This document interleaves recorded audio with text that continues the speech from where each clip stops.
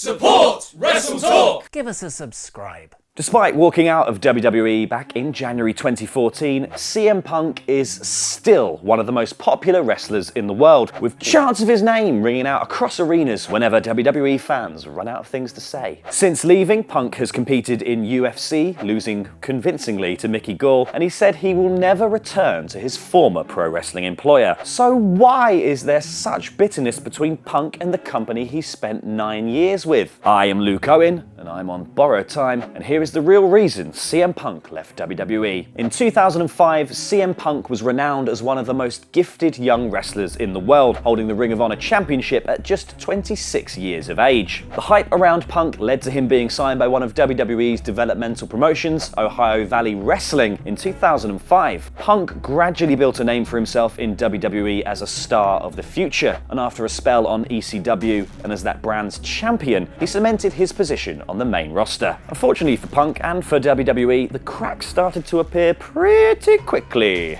Despite booking him to win the Money in the Bank briefcase at WrestleMania 24 and giving him 5 separate runs with the company's top title, the relationship between Punk and WWE became increasingly hostile as time went on. During an infamous interview on Colt Cabana's The Art of Wrestling podcast back in November 2014, 10 months after he walked out of the company, Punk spoke out about the real reasons for his departure. He described WWE as a creatively stifling and toxic environment and said how many stars felt trapped by a team of writers and backroom staff that didn't allow for superstar input. Punk referenced several occasions where WWE showed a lack of transparency, for instance asking him to star in a film before changing their mind and casting Randy Orton, but without even telling him. Naturally, his frustrations only increased as time went on, as Punk felt that his work with the company should have earned him a main event spot at WrestleMania, but he was passed up time and time again. This WrestleMania-related anger peaked before WrestleMania 29, a show that many fans and CM Punk himself thought that he should be headlining. But instead, the main event was John Cena versus The Rock #2, a match which 12 months beforehand had been billed as once in a lifetime. Because twice in a lifetime doesn't have the same ring to it. Punk said, "I kept asking what was going on for Mania, and Vince kept very disappointingly telling me that it was going to be a rematch between Cena and Rock." And then after that, Punk was booked to lose against part-timers like The Rock, The Undertaker and Brock Lesnar, something that he thought was very damaging and short-sighted booking. Apparently, when he was told he would be losing to the three men, Vince McMahon said it would help make him the hottest heel in the world, to which Punk replied, "Explain to me how losing to a 45-year-old man that wrestles once a year is going to make me the hottest heel in the world. No disrespect. Explain to me how that works, because I'm the one that's still going to be here the next day, you know. Rock beats me, Rock leaves. Undertaker beats me,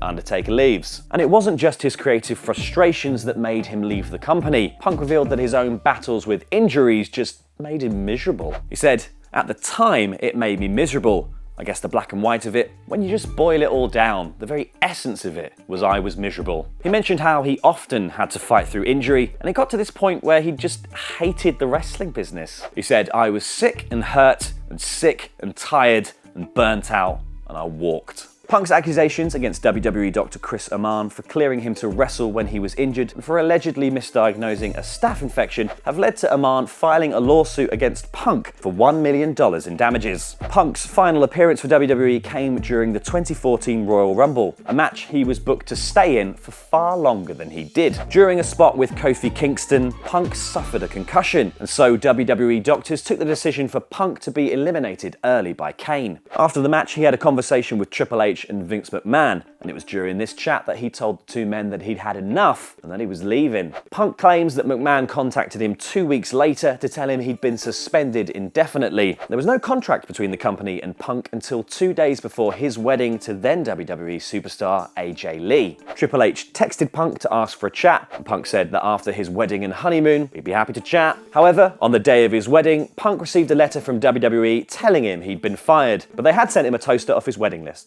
They hadn't sent him a toaster.